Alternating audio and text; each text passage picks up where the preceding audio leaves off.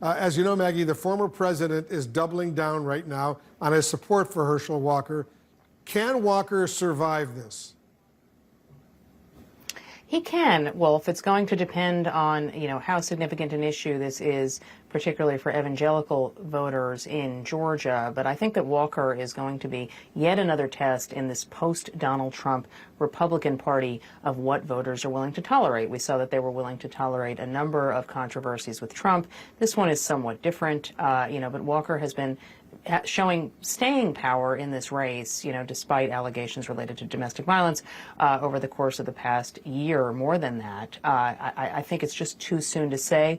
I would not assume it is going to knock him out. You interviewed Trump, obviously, for your new book, and the name Herschel Walker came up in your interviews. This was before the latest allegations emerged against him. I want our viewers to listen to what Trump told you about Walker's controversial past. Listen to this. In Georgia, think about Georgia. In Georgia, Herschel, they did the ballad to Herschel Walker. They did ballads. Do you know how great a football player is? Do you know that he was in University of Georgia? He was the best football player in the nation, by far. He's the best football player in the history of Georgia.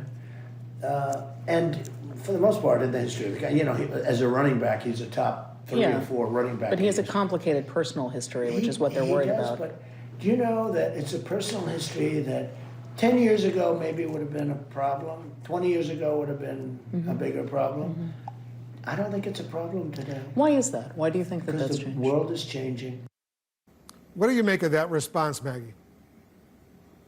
I think that Donald Trump is aware of his own role in the world changing, as he put it, which is he sees it as he survived all kinds of scandals. Other people can too. Donald Trump is a unique figure. He had been part of pop culture in this country for decades before he became a candidate, and voters felt uniquely bonded to him in ways that isn't necessarily true with everyone. I do think that Walker, as a former sports star, does start with a base of support that others do not. But Trump likes to think, other people can survive scandal because I've shown them how to do it.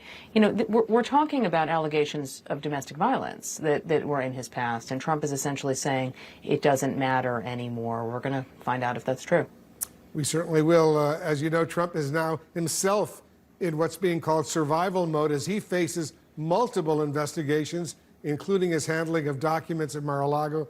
I want to read an excerpt from your book on his handling of classified material. You write this, and I'm quoting now from the book.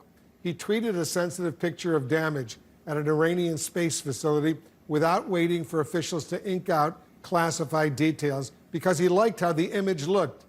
If you take out the classification, that's the sexy part, he protested as they tried to make changes. What does that say to you, Maggie, about his fascination with such sensitive government documents?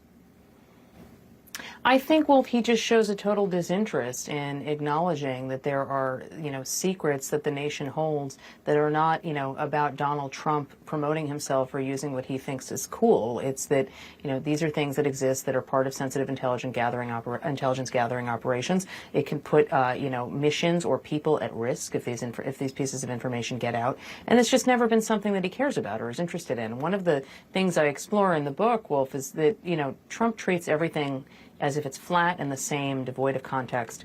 That's another example of it. It's as if it was another trophy, like, when he would keep Shaquille O'Neal's shoe at Trump Tower and show it to people. This fell in the same category.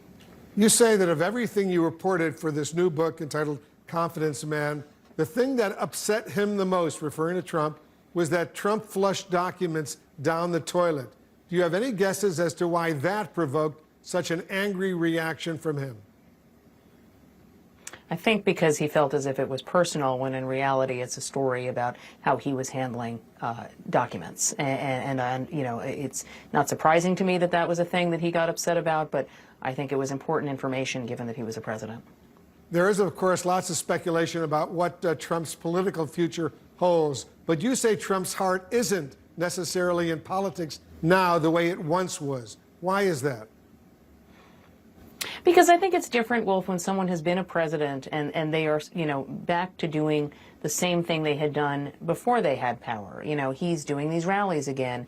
I don't think that feels great to him. And it's not, hugely surprising to me that he feels that way. Now, he may get more into it if he declares a campaign. If he, he tends to enjoy a fight once he's in it, as opposed to the lead up to it. But I just think that his heart is not in it the way it once was, and this is something a number of his aides have observed as well. We'll see where it goes.